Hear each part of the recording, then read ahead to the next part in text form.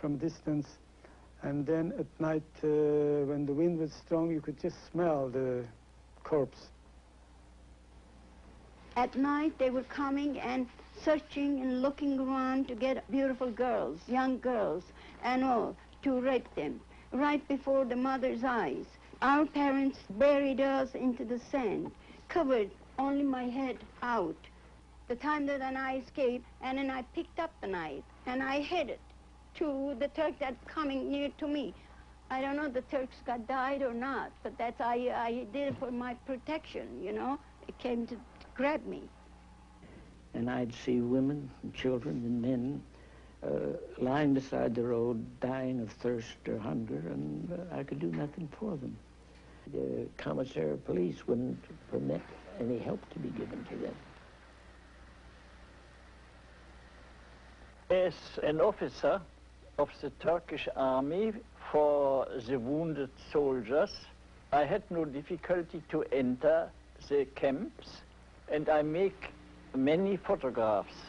Here is a photograph where you see Armenian priests to make the grave for the dead.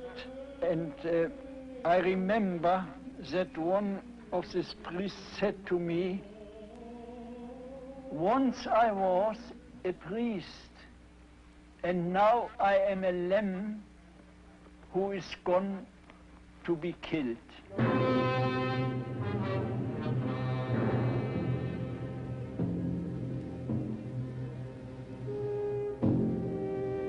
The Armenian genocide took place against the people in their own historic home. The world powers knew it was happening, yet allowed the massacres to run their course. Large portions of the Turkish people participated, yet today Turkey continues to deny that these acts took place. A cover-up of the facts continues. They showed us many dead bodies and threatened to kill us also if we spoke the Armenian language and remained Christians.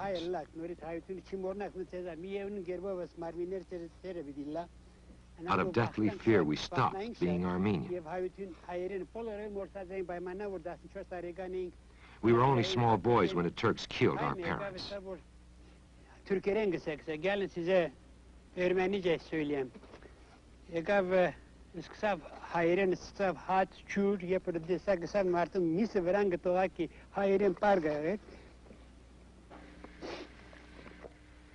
Gentlemen, mesela asbesiz. Jovort şunu kınasın şey alırsın. Gentlemenler güle güle kanyankam. When the soldiers finished shooting, nobody was left alive. The orders came for the massacre to begin on a certain date. For 3 days, the massacre was carried on.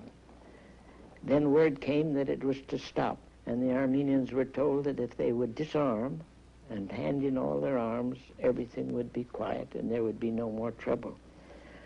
Well, they were in such a situation, there wasn't anything else they could do. They did, and then word came through the massacre was to go on again. In another instance, he talked with Talat about a particular Armenian and said to Talat, I believe this man is not an enemy of the Turks. This man is friendly to the Turks. And Talat's answer was, no Armenian can be a friend of the Turks after what we have done to them.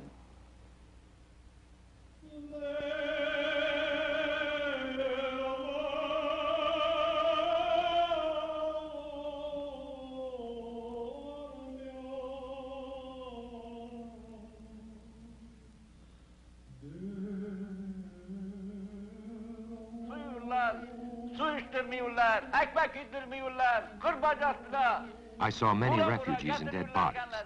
People were being tortured and raped. We fled to the mountain, to Musada, to defend ourselves. We could no longer live under Turkish oppression. It was now freedom or death.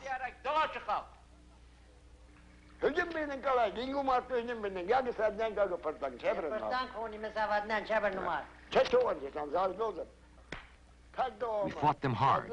We forced the Turks to retreat.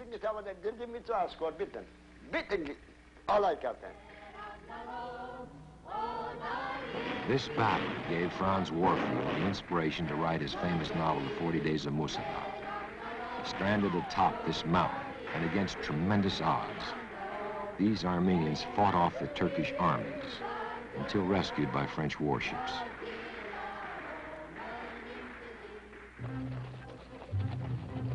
Եվ ատմը հայեր գրցին ինքնաբաշխանությունը չարնագել 3 շաբաթ։ Պայմանով որ գիներն ալ հետը մեկտեղ շատ գինգար որ բզդիկը կիրգը Armenian women fighting side by side with the men held off the Turks for 3 weeks. The Turks started the shooting. Only after we realized that the Turks were massacring the Armenians elsewhere did we decide to defend ourselves.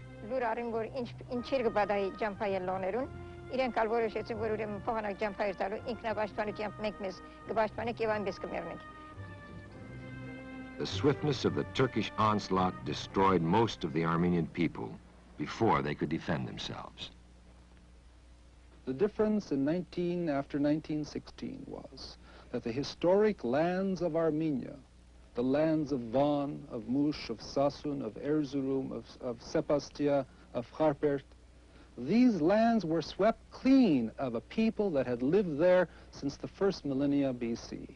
In a few years, there will not be alive a single Armenian who was born on and who can remember the historic territories that his people inhabited for 3,000 years.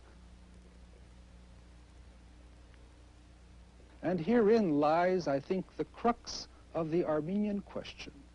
What is to happen as the result of the expulsion and destruction of a people from its own historic territories?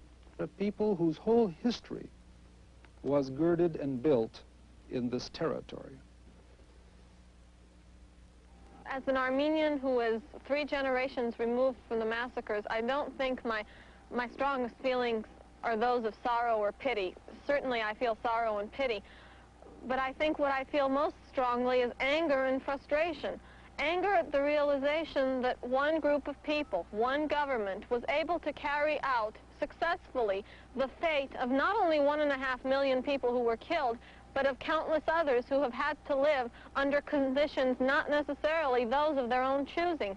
The numbers of Armenians were staggering too. I mean, what's the difference between 2 million and 6 million? Can you picture 2 million? And how do you picture I'm just 6 saying, million? more attention was focused on that area. That's why I think it's more remembered. But then if you look at New York Times, everything, every day there was something about the Armenian massacres. Armenian girls sold into slavery, girls taken to harems, children killed, bludgeoned, you know, all sorts of things. I mean, the world was shocked at that too, but they forgot easily. You know, who's to say if Germany, after the war, had, you know, not done anything, we wouldn't forget the Jews today. What we're saying about Hitler, you know, after he ordered death units to start working in Poland, he said, after all, who today remembers the Armenians, the extermination of the Armenians? The world believes in success only. And when you leave something like that unanswered, I think Hitler puts that question very clearly before us. I think for humanity's sake, we have an obligation to make the world remember and for justice to be done, not just for Armenians.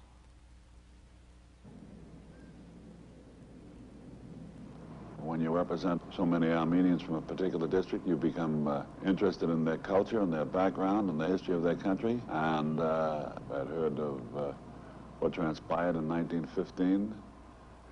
I spoke before an Armenian youth group last year, and during my remarks I said no genocide can be condoned by the United States. Turkish delegation of the UN has maintained that the paragraph would express undue bias. It makes reference to the 1915 Armenian massacre. And I argued that unjustifiably biased if it does not include the Armenian genocide. There's no such a thing as a balanced position on genocide. Now, I think it is extremely important to point out that in the case of the Turks, they have since 1915, followed a deliberate policy to distort the historical facts.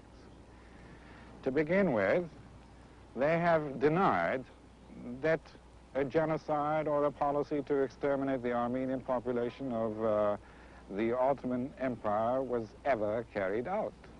And the very fact that the world reaction to that genocide 60 years ago wasn't as effective as it should be certainly laid the seeds for the terrorism and the other acts of bitterness against peoples that have been perpetrated since then. I would like to suggest that had the civilized world reacted vigorously to the Turkish policy of genocide during World War I, it is entirely conceivable that the Nazi policy of exterminating the Jews in Europe may not have happened.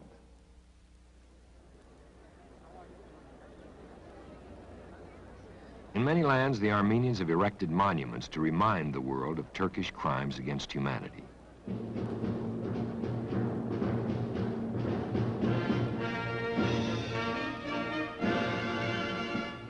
On April 24th of each year, Armenians gather to commemorate the Forgotten Genocide. Throughout the years, the Turks have made no attempts to rectify injustice. Future Turkish governments must consider the Armenian claims, moral, legal, and territorial. Crimes against humanity have no statute of limitations.